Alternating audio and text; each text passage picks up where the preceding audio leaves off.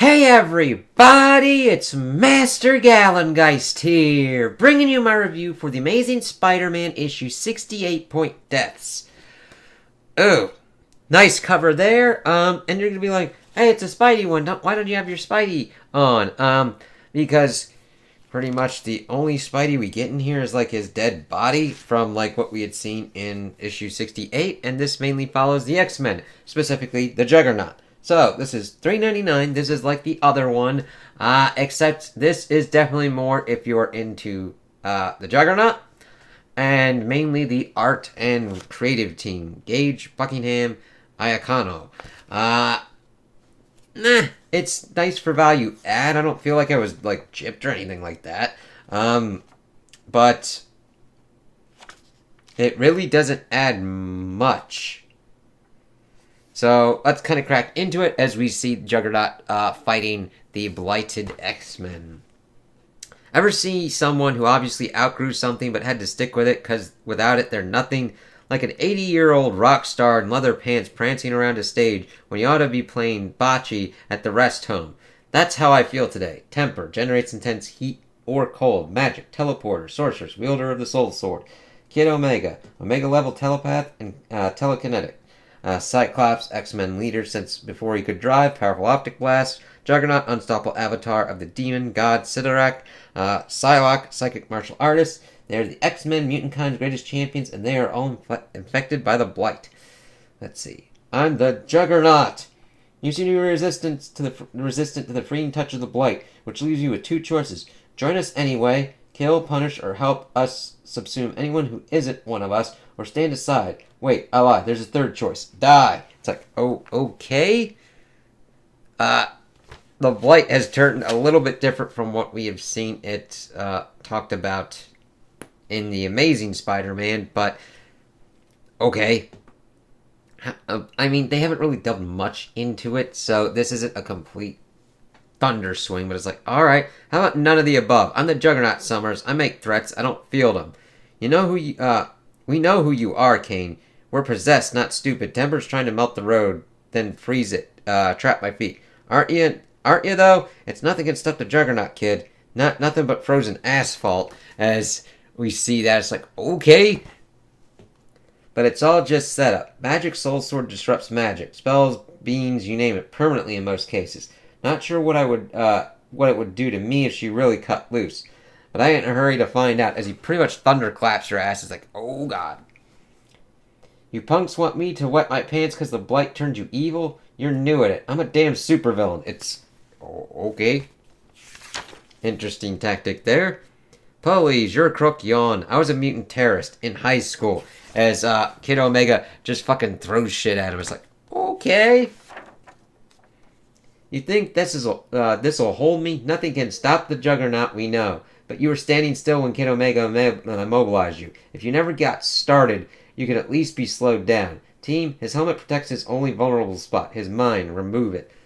Now that he's standing still, it won't take me a second. Have I mentioned lately how much I loathe magic? Ha! There you go. Oh, come on. He's got another helmet? That's under that. What's under that? A magic man bun? As we see the helmet. Then the helmet. Not my first rodeo, kid. Doesn't matter. This is as close as my psychic knife needs, as we see him pretty much getting stabbed. And then we see him pretty much getting kind of like flung into Sidorak's domain.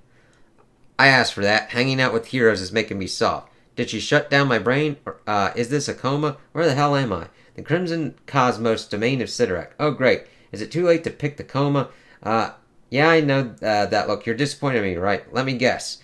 You made me your avatar for one reason, to strike fear of the great and powerful Sidorak in everyone I meet. But lately, I keep playing hero, which ain't in the job description. So when I do good things, I get weaker and no one's scared of you, which makes you mad. It's like, oh, okay, interesting there. That all track? Your genius idea is I should kill the X-Men. Show how tough I am. Show your old enemy the blight you mean business. Otherwise, what? You take my power away? Or ramp it way down again? Well, you got a point. If I ain't the Juggernaut, I ain't much. So I say, up yours. As he pretty much is like, yeah, I don't give a shit. This whole mess is your fault. Ain't it your job to keep the blight in check? You are reading the 8 Deaths of Spider-Man, aren't you? Necroneck. It's like, Yeah, otherwise this wouldn't make any goddamn sense. What's your way ever accomplished? Your avatar should be unstoppable, but I got my butt whooped on the regular by folks like the X-Men. Very true point there. Because they had friends, and I was like you, big, stupid, and pointless. You know, the only time anything I did mattered when I had friends. So I ain't about to kill 'em on your say-so. Not when it seems to me you're the reason we're all here. Now either send me back and let me handle things my way, or get off your fat red behind and clean up your own damn mess. As we then see his hand and him flicked. It's like, okie dokie. Nice try. Ugh. Might even work most of the times, as he pretty much collapses and pretty much takes out Kid Omega. Not today. I'm in what the Doctor Strange types call my place of power. Wait, I got that backwards. My place of power came to me. You made your choice, Marco. I won't hold back, as he's pretty much taking out Temper as well. Going after... this is a pretty cool page here, as we see the Juggernaut pretty much take out Cyclops. Good, because I know it's a cliche. I know I say it a lot, but today it's extra true. Nothing stops the Juggernaut. And I just like the movement and the kinetic, dynamic movement here with that. It's like, oh shit. Alaska, Juggernaut to base, respond over. Beast to Juggernaut, Magneto with me. We hear you, Kane. Hey, I need you guys to research something called the Blight for me. It's magic and not from this dimension. Infects people and rots their souls by turning them against their loved ones. I'm interested in how to cure someone who's got it. We'll get right on it. How many of our teammates are infected? All of them. May we rest assured you are immune? Yeah, I'm good. The protection of Sidorak's all I need. Ain't nothing getting past that right now. Juggernaut out, as we pretty much see that in 4 panels. But we see that he forgot about magic. You're right about the protection of Sidorak. Let's take it away. As he pretty much gets stabbed out. It's like, okay, that's not good there. Fascinating. Either you should be powerless or in such agony you can't move, but you resist, cause I'm the quiet. As she pretty much gives him more. Can you hear me, Sidorak? I'm not giving up. Give me whatever power you can, or don't. I'll keep fighting, but I won't kill them. As he pretty much gets surrounded by the blighted X-Men. You might see enemies here, but all I see are people who didn't give up on me when they had every reason to. So I'll be damned if I give up on them. As we then see Juggernaut trying to fight, and then Sidorak in another panel. You want to take away my powers? Go ahead. I'll go down as King Marco. And then we pretty much see the kind of end of the issue. I'll go down fighting for my friends. And while Sidorak kept his own counsel, the chroniclers of the Crimson Cosmos record that he did not withdraw his power from King Marco that day.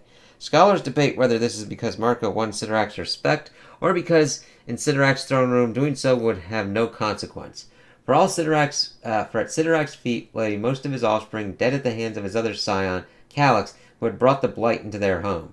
And beside them, the mortal remains of Spider-Man, Earth's champion, who had used the last of the mystic reeds of Ragador, and had no further way to resurrect himself.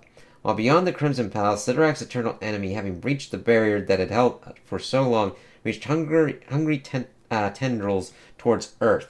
The Blight had sway over all, the Book of Ashanti. It's like, oh shit, as we see Coulson looking at Spider-Man, and as Sierra kind of just like, oh fuck, so that is not a good position. Then Spiders and Symbiotes, and then a showing for Amazing Spider-Man 69. Yes, with Doom carrying Spidey's corpse and the Blight facing after him. So, would I recommend this? Not even if you're reading the 8 Deaths of Spider-Man. Like, I'm alright with it. I'm like, okay, this is interesting to kind of look at Marco and where he's at right now. But I'm kind of also getting that in the X-Men. And I don't hate what the creative team does here. It's just I've been liking how Juggernaut and everything else has been going on with the X-Men. This was interesting to see how Kane dealt with Sidorak and kind of how their kind of relationship is, but other than that, it really doesn't add much. Art's pretty good, though.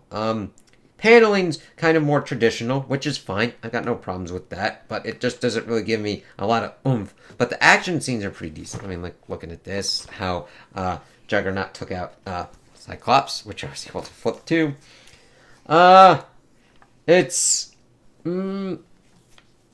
It's kind of more value add if you're into the X-Men, but very much not so if you're into Spidey. I mean, it just does Spidey's corpse at the end. That's it. So if you're like trying to collect Spidey stuff, this really wouldn't add much to your collection. It's not really a bad comic at all. It's just like it's kind of a base level.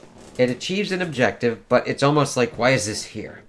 Like, you get a pack of cookies or something, and it's just got a sugar cookie.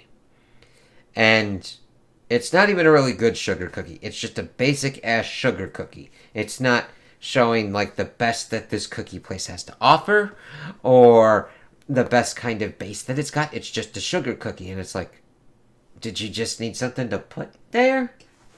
Okay. Like, this isn't bad at all, but it doesn't have Spidey in it. It just really mainly has Marco and Marco's relationship with Sidorak, maybe setting up stuff, because we do see like a fucking juggernautified Spidey on a cover of one thing, the Spider-Naut or whatnot. So we're kind of getting that set up, but I mean, you could definitely do that with a panel or two in the regular Spider-Man. So we see that Kane is getting his ass kicked by the Blighted X-Men, and that's about it. I mean, he kicks their ass, and then he gets his ass kicked, and then he gets back and kicks a little bit more ass, and then gets his ass kicked. It's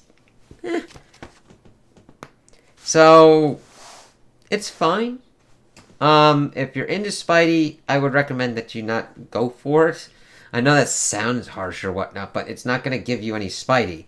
If you're looking for Spidey, you can just skip this one. If you're looking for X-Men, and a little bit more X-Men, and just specifically on Juggernaut, go for this. This is a Juggernaut comic. Yeah. Alright, so those are my opinions on the issue. Tell me what you guys think in the comments below. If you liked it, if you didn't like it, if you agree with me, if you disagree with me. Also, like and subscribe, and I hope you have a good day.